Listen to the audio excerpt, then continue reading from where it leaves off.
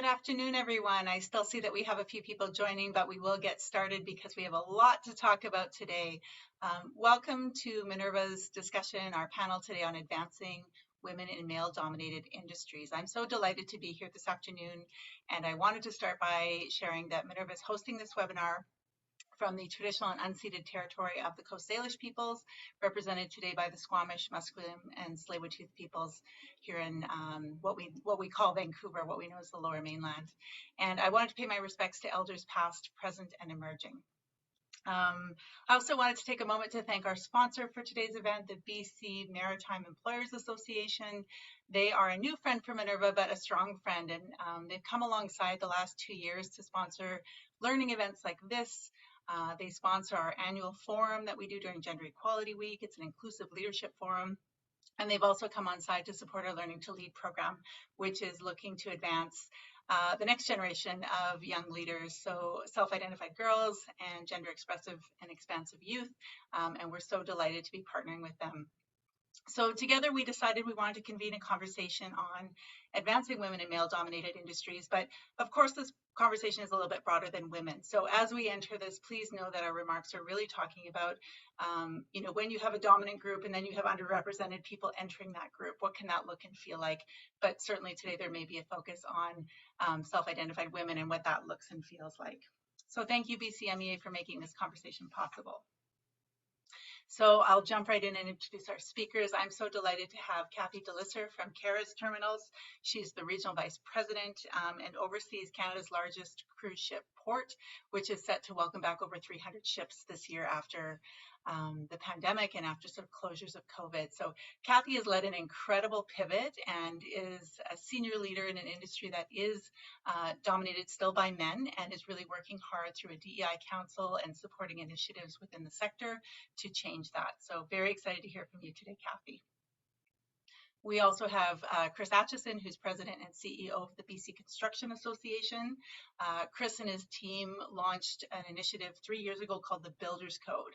So in addition to making BC a world-class place where construction happens sort of based on skilled talent and high productivity and resilient workforces, he really worked with his team to figure out how do we retain skilled tradespeople in the sector with a particular focus on women and other underrepresented groups. So Chris will share some of those lessons learned, challenges, and unique opportunities that can be adopted by other employers and also industry partners. And then finally, we have Dr. John Izzo. Dr. Izzo is a consultant, a speaker, a researcher, an adjunct professor. We could do an entire webinar just chatting with him because of all the breadth and depth of his expertise. But John comes to us today as a co-founder of Blueprint and author of a recent research report that is looking how leaders and leadership is changing in the wake of social movements like Black Lives Matter and the Me Too movement. And so he's coming in with some current data that is Canadian-based and talking to leaders across Canadian institutions, CEOs, about sort of what's different, what's changing, and how are these conversations about inclusivity, when we talk about gender equality, racial equality, how is that changing and how can we embrace a really collaborative approach to changing what we want to change in our workplaces. So welcome to all of you. Thank you for being here. Thank you for jumping into the conversation. I'm going to guide some questions forward, and then for the audience that's here today, we have left time at the end for conversations and questions that you want to have. Please use the Q&A feature to add your questions there throughout the session, and I will make sure that we run through as many of them as possible sort of in the last 15-20 minutes of the panel. So please use that feature.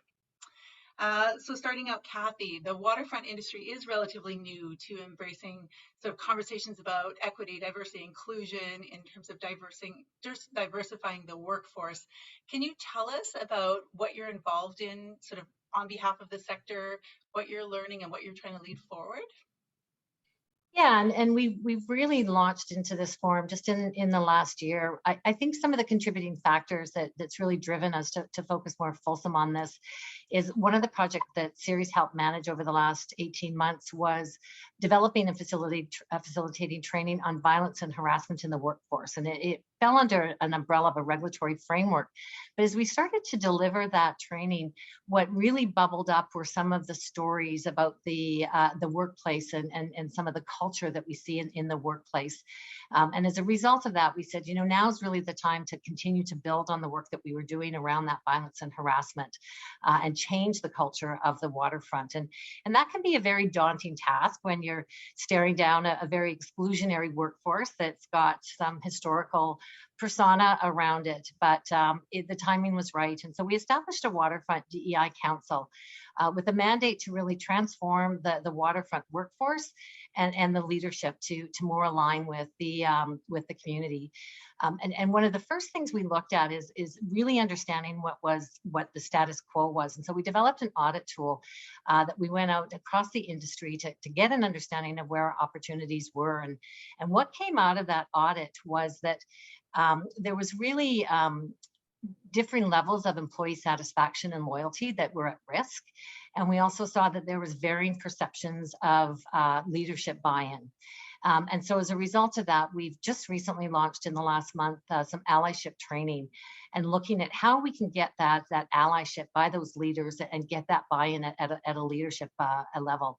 You know, I know from my own organization, I'm the only female vice president in my organization. And when you've got, again, a very homogenous leadership group, even sharing differing of opinions is difficult. And I'm reminded of a quote from a book from Patty McCord that talking about her experience at Netflix, where they would actively debate and they would do that because they really wanted to understand each other's opinions, and not because they disagreed with each other, but they knew they worked with really smart people and wanted to understand that. So we've just started down that road in the waterfront industry. We've built a good foundation, but we know it's a long road.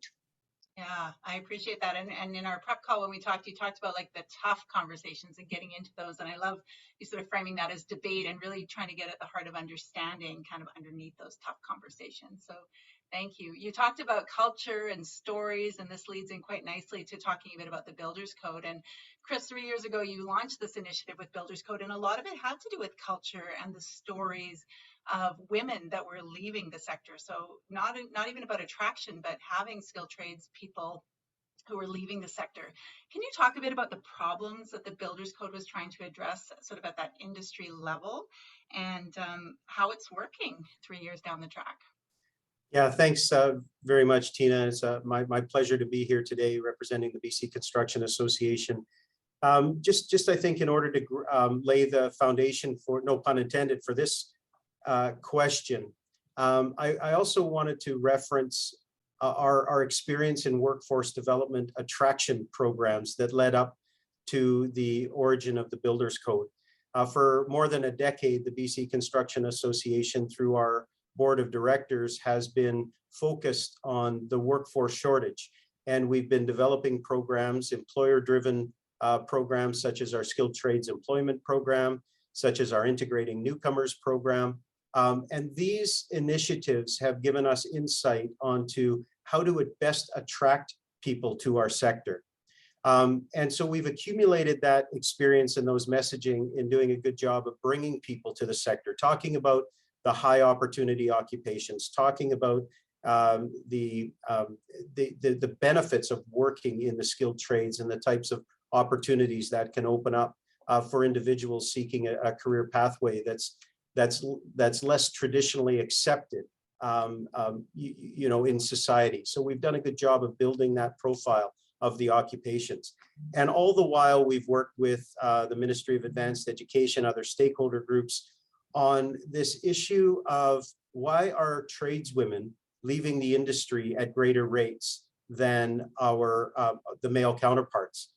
And so an opportunity arose to do a little bit more with regards to that research that we were seeing. And all of a sudden, the penny dropped for us, and we became much more intentional about not just talking about the attraction strategies, but being very deliberate about focusing on the retention strategies for our workforce.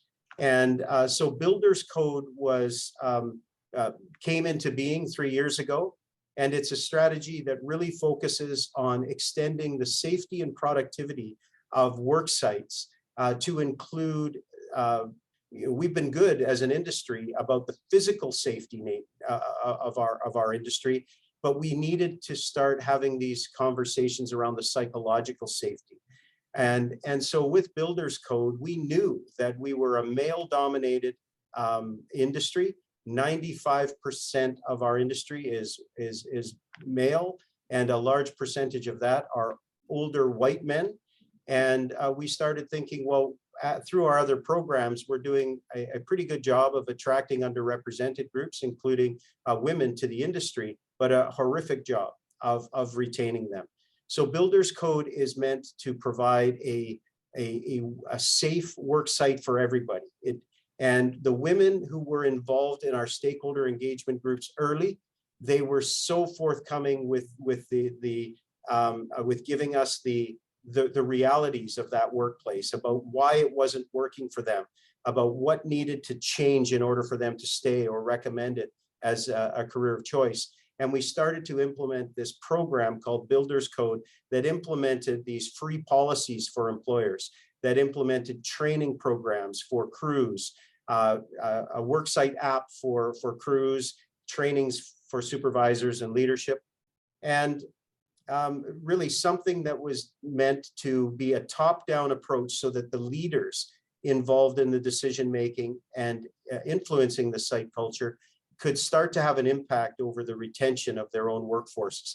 And I will say that Builders Code has been broadly accepted by the construction industry. We get new signatories onto the pledge every week, and we're continuing. We only feel like we're just getting started. There still needs to be a lot of conversations in a lot of workplaces across our industry throughout BC, but our culture has been traditionally tough.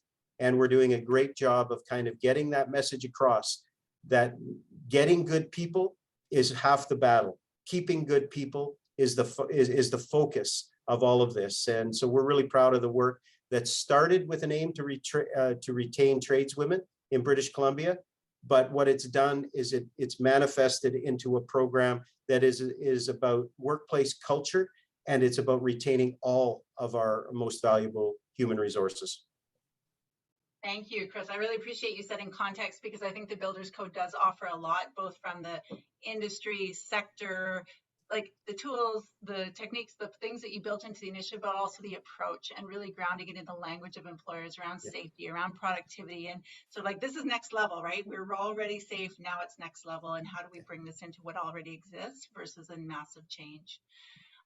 John, floor over to you. I would love for you to touch in. I mean, we're starting to get into culture. I know that's a big area for you, but I'd love for you to touch in a bit on the blueprint research. You looked at how are things changing, how is leadership changing, and both Kathy and Chris talked about the need to engage employers, the need to engage the existing workforce, to bring out these conversations and start to move the dial. I'd love for you just to sort of offer some commentary on what you're seeing in terms of the shifts and changes, and what's happening in our workplaces that is sort of making it either easier or harder or the same to embark on these conversations. Well, thanks so much, Tina, and appreciate the comments Chris and Kathy made, and look forward to talking about some of those things about how we change the culture, make the code, if you will, become the reality. The code is often the first step, right, to put a stake in the ground. So yeah, as you know, Tina, I'm a co-founder of Blueprint at the University of British Columbia. We're really a think and do tank dedicated to creating a more compassionate, sustainable, and connected world, primarily by studying and creating programs and efforts that can really tackle masculinity and its impact on society.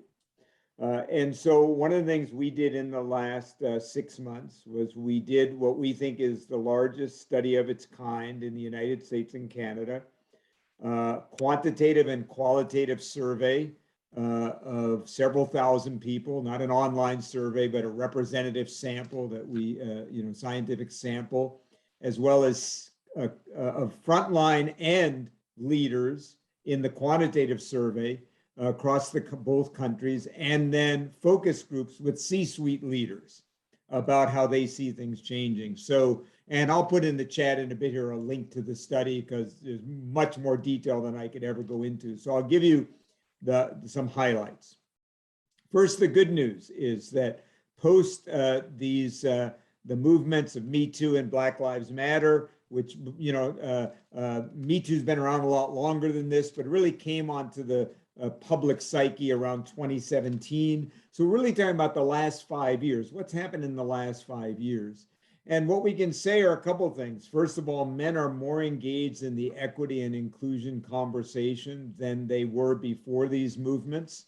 We really saw that in living color with the male leaders in the C-suite, who really, it's obvious these movements have had a real impact on their awareness and really motivation to create a more diverse, inclusive workplace. And of course, it's bolstered by all the research around, you know, the business. You know, it's not only the right thing to do, but it's the right thing to do if you want to retain and attract talent and create a great workplace. We also discovered there that women perceive that male leaders are more empathic and inclusive than they were before these movements, although not as much as the men perceive themselves. We also found that women in the workplace feel emboldened now to speak up and challenge behaviors and things that they might not have challenged before so openly. And we really see that across generations and across sectors, where people say, I'm not going to put up with that anymore. I'm going to say what I see. So we believe that that's a really positive shift.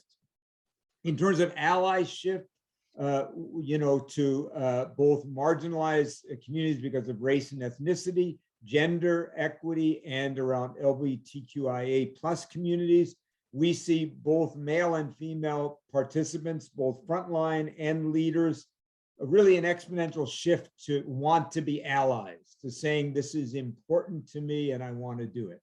Now, having said and interestingly too, anecdotally, we had heard that perhaps male leaders were more reticent now in this, you know, more environment that we're in to mentor or sponsor female team members. And we in fact found the opposite, that majority of male leaders said they were more motivated to mentor and sponsor their other gendered colleagues than before. So mostly a good news piece. I will say that there's a lot of cautiousness among men. They are perceived by themselves and by others as being more cautious and less confident. As one of my female colleagues, Nikki, says, a little caution is good if it means that you're thinking more carefully about what you say and do.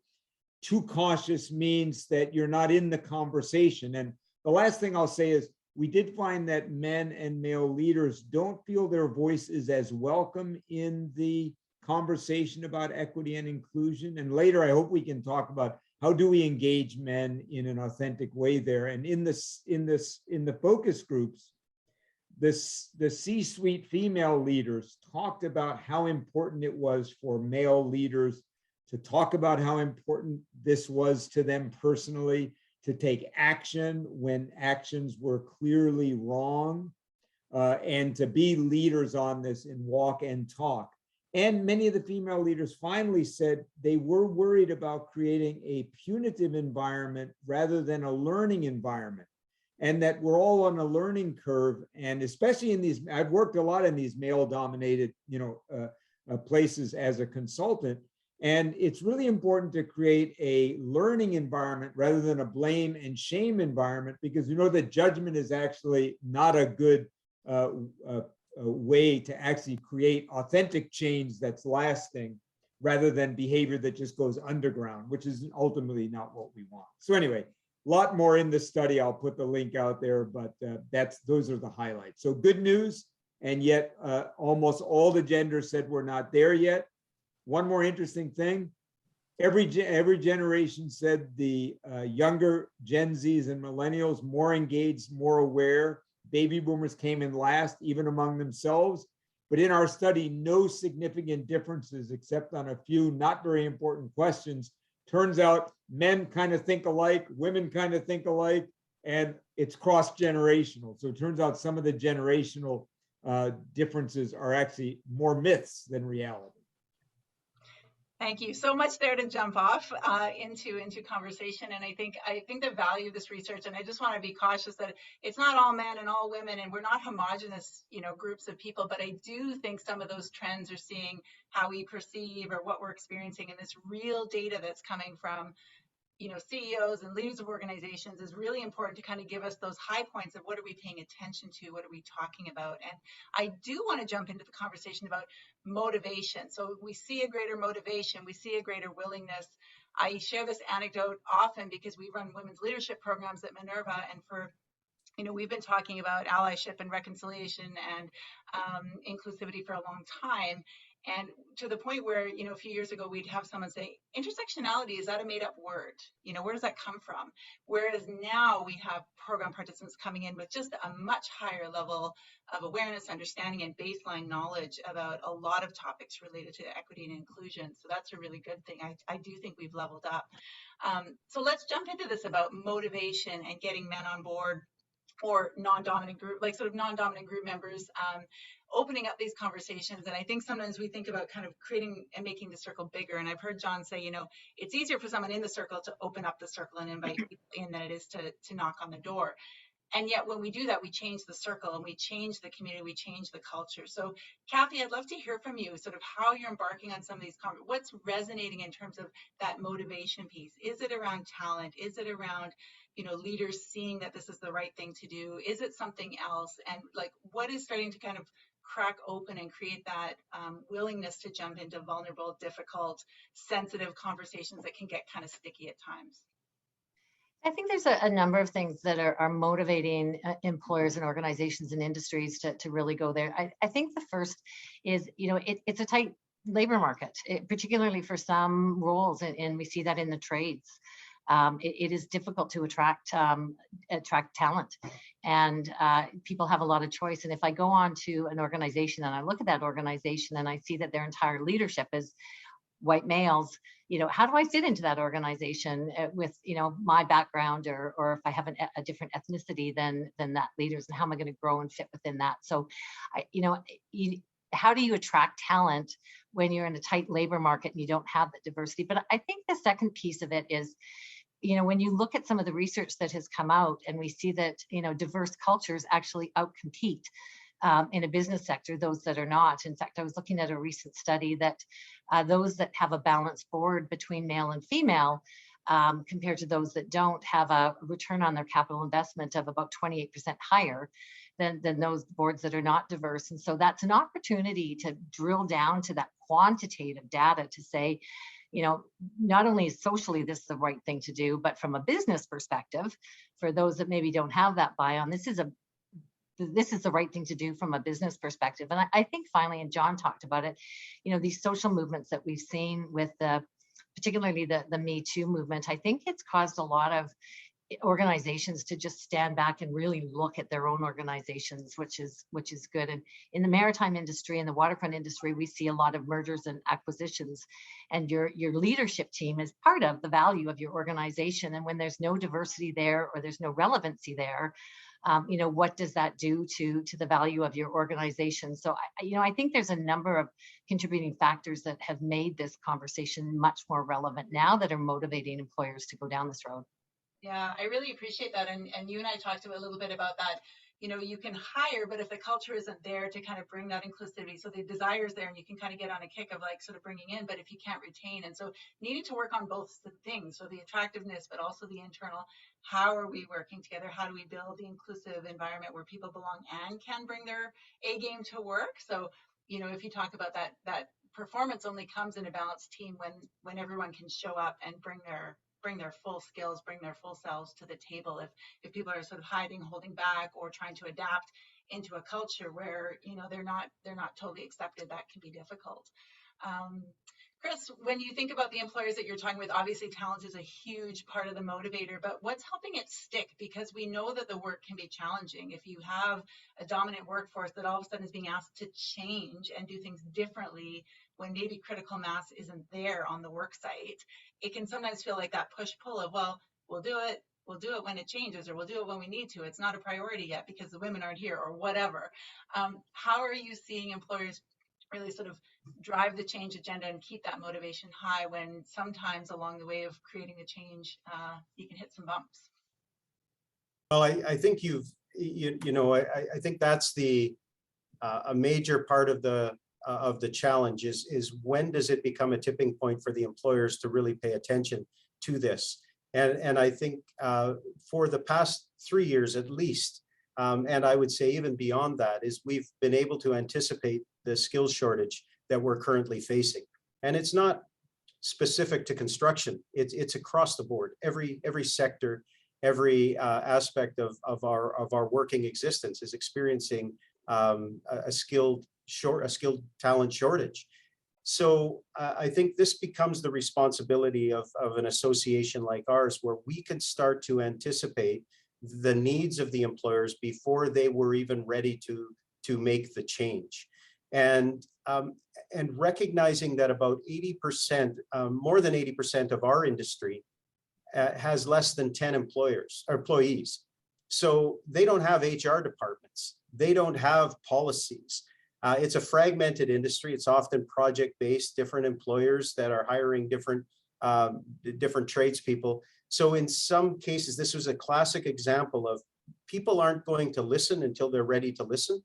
But we wanted them to have the tools and resources that when they were ready to accept the fact that change is upon them, they would have the resources to be able to pivot, understand the urgency of their need to change their attitudes, to maybe they were already ready to change, they just didn't know how.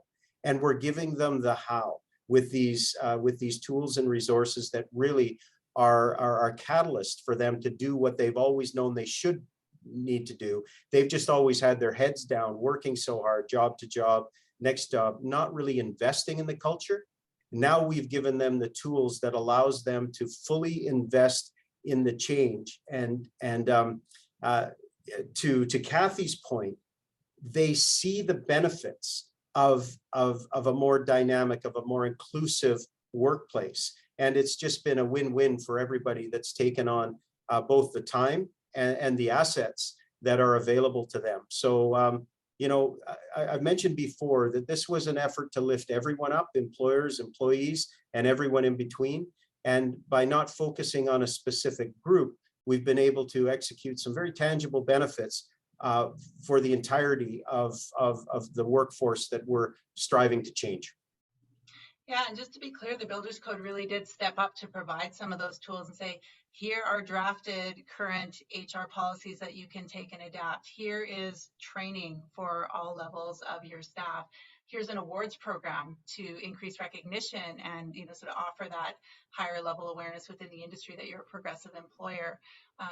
Lots of initiatives and things, and even in HR consultancy, so sort of like a hotline where you can pick up and say, hey, I've got something going on the job site right now and I need to solve it and I need support. So I really feel like the industry sort of took those challenges where it can be easy to say, well, here's all the constraints and everyone's different and we can't really, and tried to provide enough, like hit a lot of the pain points in one way to be able to have that readiness. So I really encourage people to check out the Builders Code and what's there, because there's a lot even outside of the construction sector that is very useful and adaptable to scenarios. John, I've heard you say men talk about a lot of things, but they don't talk about inclusion. Can you talk a little bit about that? And I'd also love to know how you in your, you know, in your consulting work and your research work and your project work, how do you get men to talk about inclusion? Well, you know, a couple of things that are important. First of all, privilege is invisible to those who have it.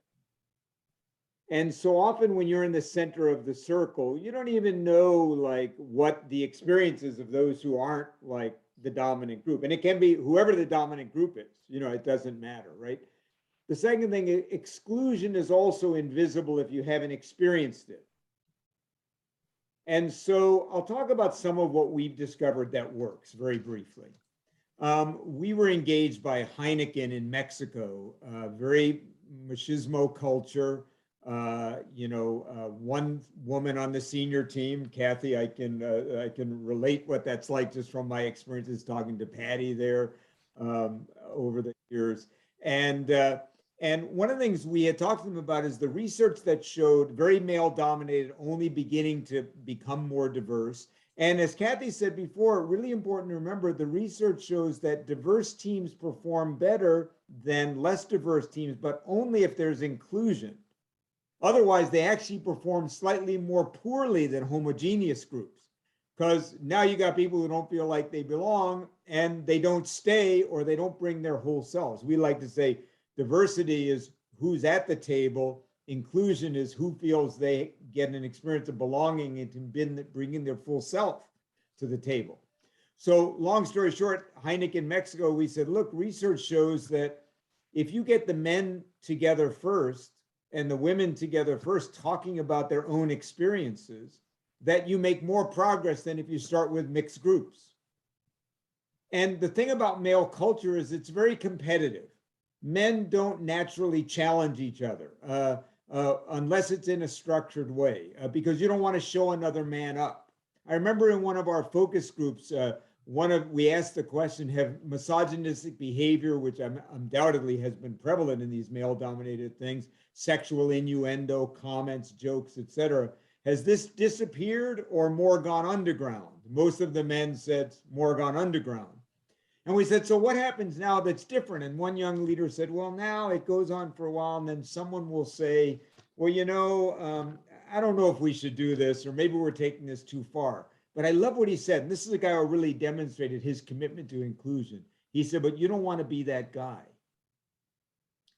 So the thing about male culture is men do talk all the time.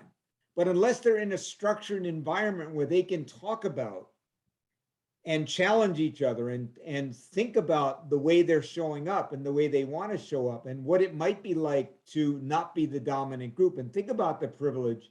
So we found at Heineken, these groups made an amazing difference of the men's readiness to challenge each other and come into conversations with other genders. And also by bringing the women together, they got to talk about their common experiences. Chris talked a bit about this. So they really felt we're ready to talk now.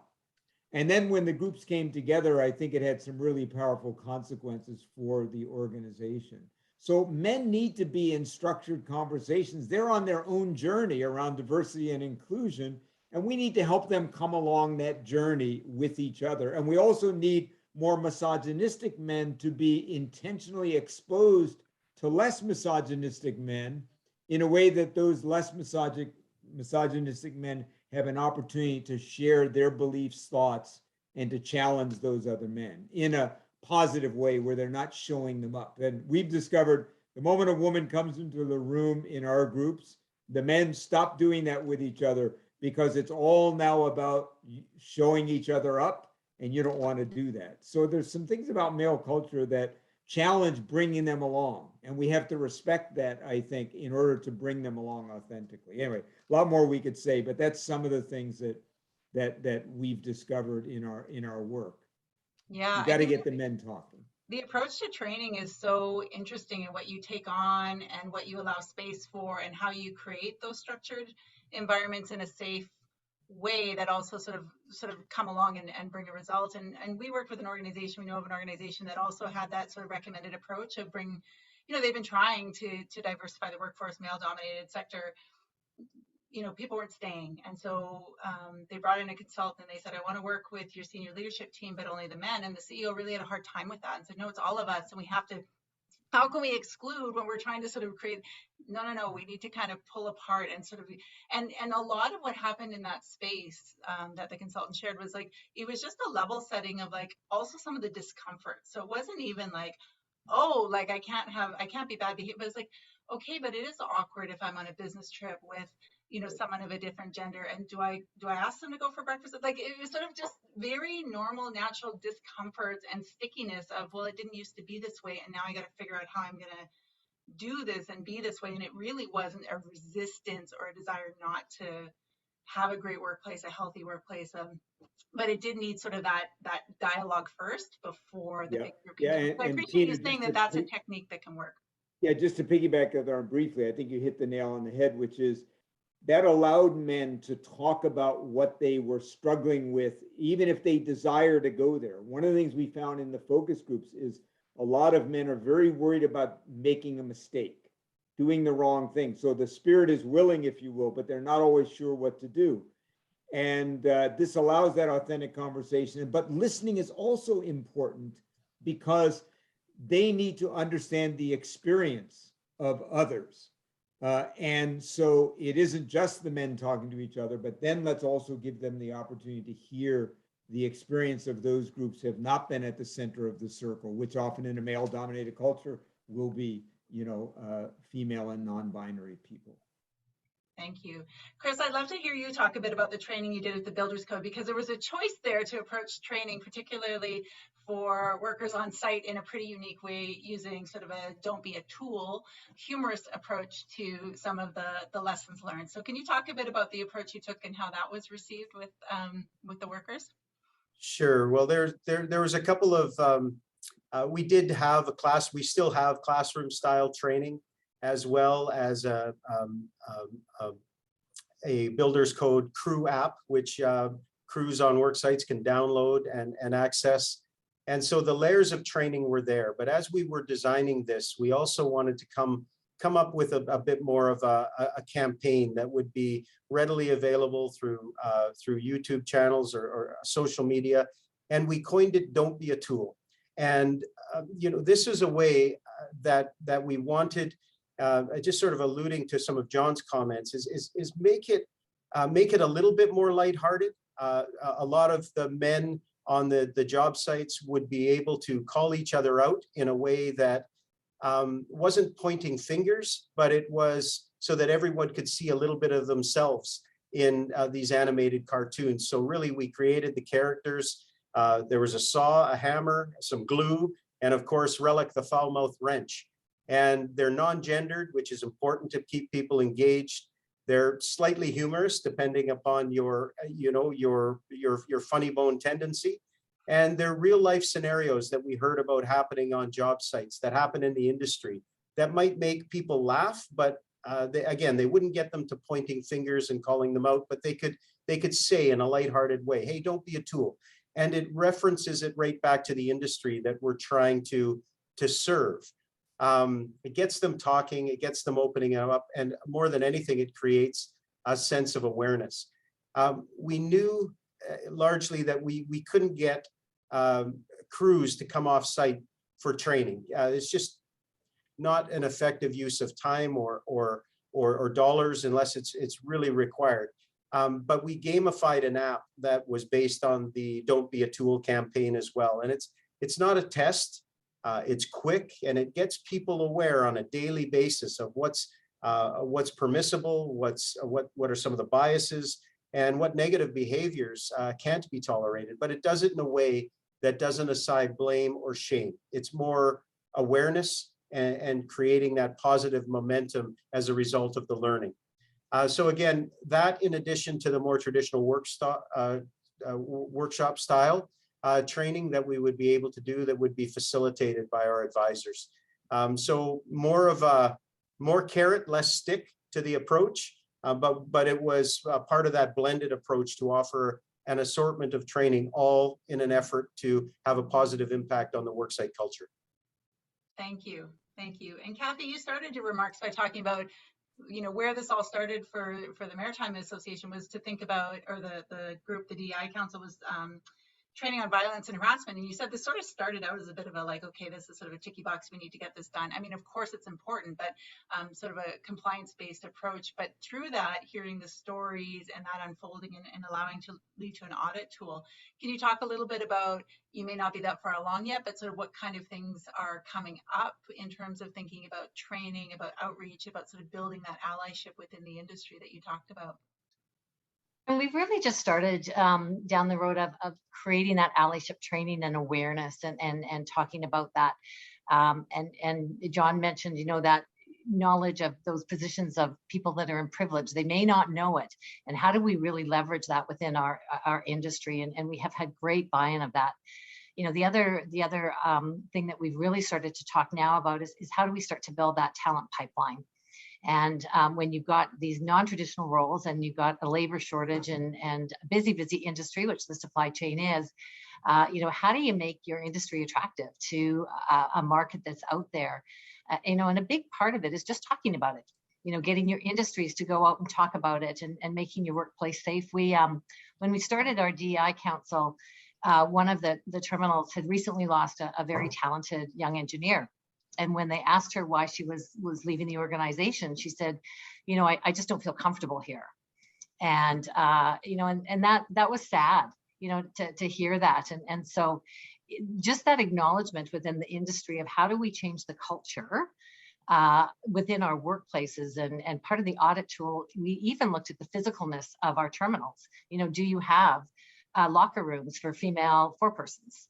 We call them foremen rather than forepersons. And have you got the infrastructure to have a little bit more of a diverse culture, particularly on the leadership side? So it is starting to create that conversation and awareness that the cultures within our industry need to shift to make it comfortable for people to come in for that.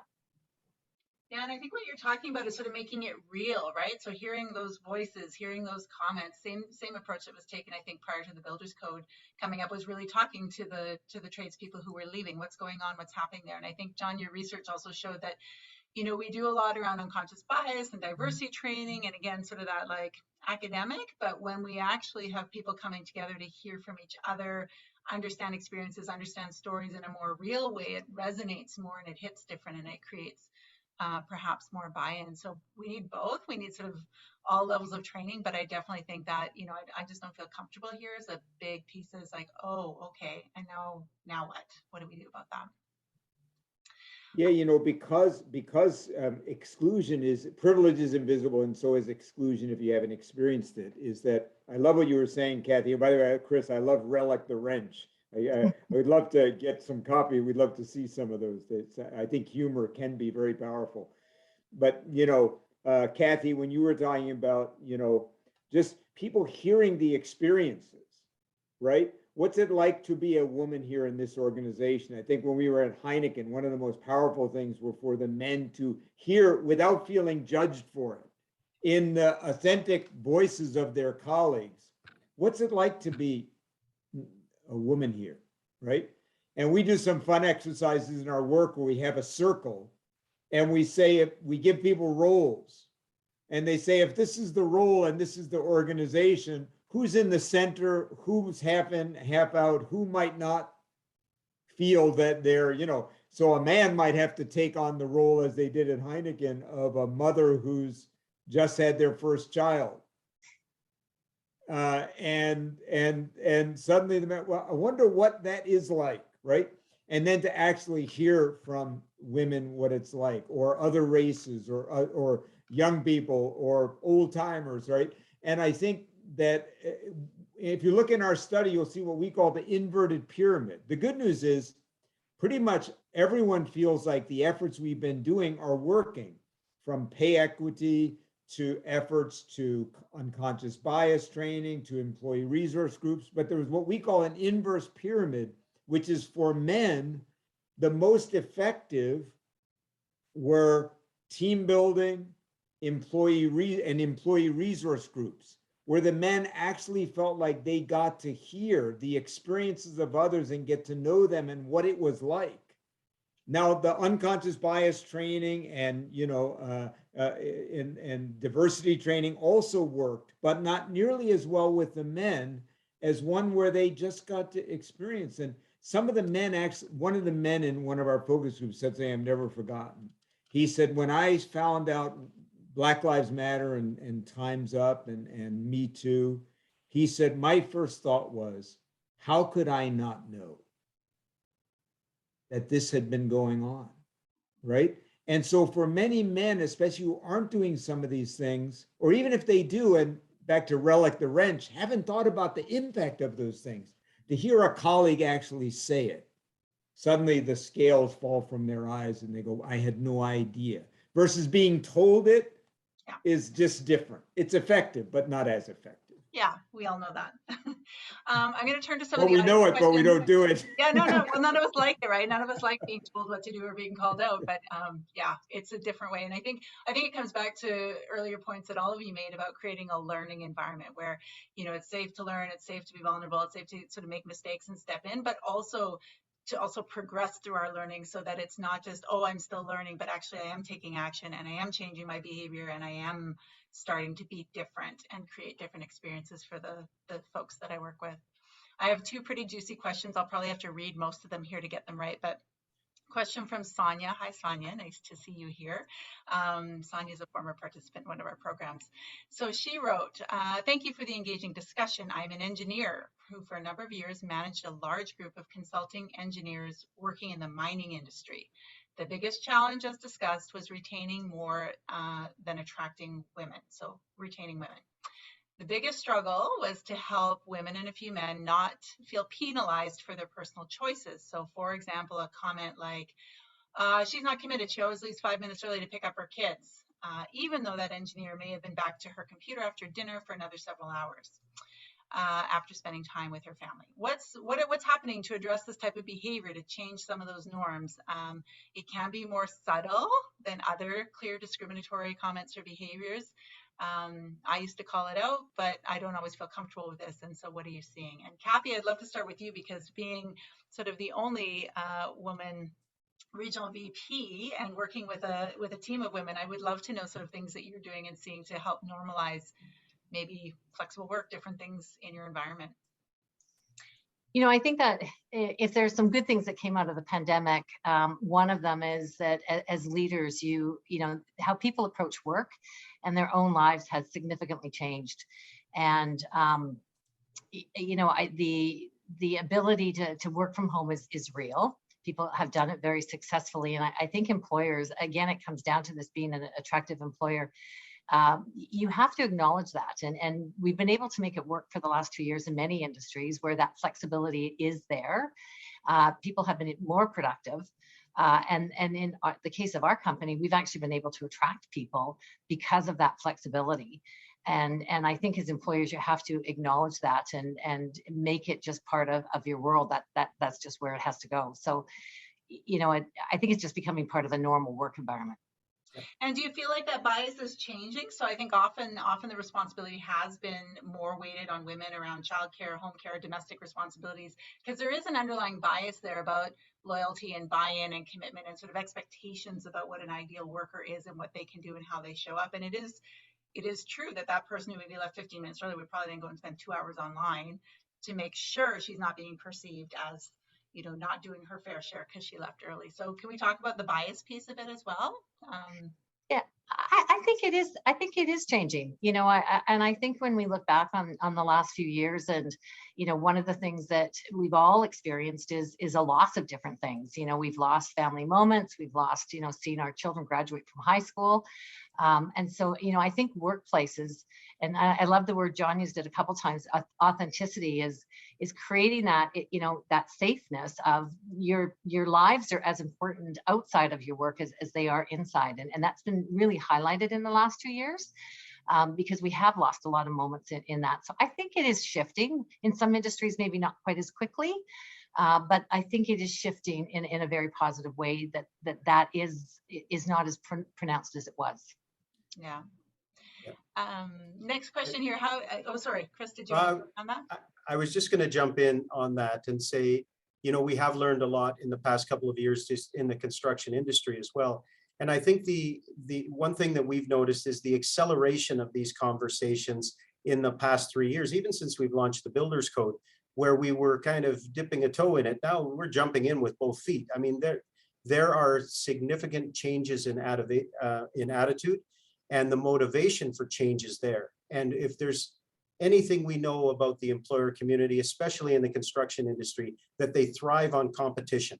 And so this is going to be what I feel a very progressive evolution of our industry and other industries as we are propelled even further along by the impacts of the pandemic. You know, the silver linings that were in that pandemic that allowed us to rethink the way we work also has allowed us to rethink the priorities about how we choose to work. And just a very couple of simple things that happened in the construction industry was there was an immediate demand in order for us to stay essential was for us to have better sanitation systems on job sites, which feeds right into one of the main reasons that was pushing women away from construction sites is that there weren't adequate facilities, or they weren't, or there wasn't proper sanitation stations and those things. Now they're commonplace. So we're moving the dial, and there's this convergence of both opportunity and motivation to maintain this change in order to retain some of these ways that the positive shifts in the culture are shifting as well. So I think there's tremendous opportunity and silver linings that are on our doorstep. Thank you. I'm going to move on to other questions because there's a few here and I would like to get through them before we wrap it too. So this question I'll pose to all of you. The question is, how do your organizations measure the success of your programs? Do you conduct organization health surveys with your teams? And please answer this from your perspective of either as a consultant or having worked with other organizations, or Kathy within your organization. So John, do you want to go ahead? Well, I think first, of course, you need to have goals for diversity, right? And, you know, I'm kind of agnostic on quotas per se, and our research shows there's a real binary feeling about quotas, even among the less, you know, historically at the center groups. But I like what one CEO did was they insisted that for every position above a certain level, there had to be at least 2 female finalists. Or you could say there has to be at least two female finalists or people of color, and that when they're competing, they get to the finalists, they often get the job, right? The other thing is, I think you need to measure people's experiences of inclusion and exclusion. And of course, you know, in terms of things, you know, that are even more challenging, like, you know, sexual assault at its various levels, because it's not just like, you know, some, you know, high level that happens in microaggressions, as someone said in the question. You should be measuring people's perception of that and how it's changing. So, and how do different groups feel in terms of belonging and be able to bring their authentic self. And so I think you should be measuring those things, and leaders should regularly be talking about how it's going to each other and to the community about their goals. Yeah, the goals have to be real. Chris, what about you? Any comments about measurement? Well, I think, you know, when Builders Code started, and we did make a commitment to try to double the participation of skilled trades women in construction from its 4.5% to 10% in 10 years. And so our metrics are still have us hovering around 5%, 6%, but we're still optimistic given some of the attitudinal changes that's within reach, and we still have about 7 years to go. In a recent industry survey, we did find that tradeswomen are roughly 5.5 times more likely to recommend a career in trades than their male counterparts. Now, that the last couple of years has been exhausting for the construction industry, as it has been for many industries, but we see this as a real positive sign, is that women in construction are starting to think like there is a place for them and that they will be recommending this to others. So we do see that as a positive measurement. And actually more tradeswomen today expect to be in the trades in 3 years from now. This is another question that we ask. So 56% of women in the trades now that were surveyed expect to be in the industry in 3 years, and compared to only 45% of their male counterparts. And just from a leadership perspective, we know that 84% of construction employers now have diversity policies in place. That's compared to only 60% 5 years ago. So we're making, to our industry that is still largely dominated by men, still has a lot of culture to be shifting, that there are some positive signs that we're very buoyant on. Thank you. Kathy, anything to add? Yeah, you know, John touched on something is, you know, there's that target, and sometimes you can say you want to have 2 candidates or 2 above it, and sometimes then it becomes artificial. But I think it really starts with that benchmark of where are you today, you know, which is what we did within the waterfront and within our own organization. And Chris mentioned it as well, you know, sometimes getting to that diverse culture, it's hard. it's really hard, and how you start to get there is tough. And so you have to look under the hood and really look at, what are the inhibitors to your organization or industry to diversity, and then start to pull those away. So, I think in terms of measuring it is, are we talking about it? And are the numbers starting to now balance out over a period of time? And maybe it's not a set target, other than here's the goal of where we want to get to.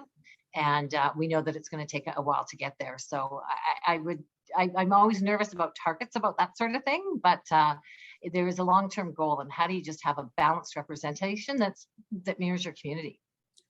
Yeah, and I think if you don't have that clear target, I mean, it's like any other thing. As long as it's being talked about, as long as it's being prioritized, as long as it's being resourced, you will continue to make progress against that. It's when it's not clear, not defined, not being resourced, and not tended to, that we won't make progress. So I agree, there's big challenges, and an arbitrary number of X% doesn't match every industry, every employer, every occupation. It has to be personalized, and figuring out what's possible and starting. You may not be able to tackle everything, but starting with something.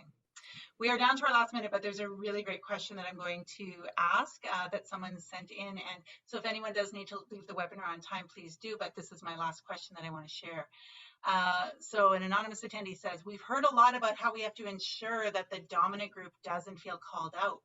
So how does a woman respond to inappropriate behavior? If that needs to ensure that the individual doesn't feel shame, doesn't this put an unfair onus on the marginalized groups to control their response to whatever might be happening, whether that's a microaggression or something else? Do we need to be careful about tone policing? And I personally would add to this that women have often been sort of trying to kind of fit a dominant culture, a dominant mold. So how do we balance this need to call in, wanting to kind of get people on board, but also not necessarily shying away from or putting undue burden on underrepresented groups? So John, I'd love to hear from you on this. Yeah, so 3 quick thoughts. First of all, yes, men need to be talking, whoever the dominant group is, but that does not in any way let them off the hook. There are things people should not have to endure at work. Men need to call each other out.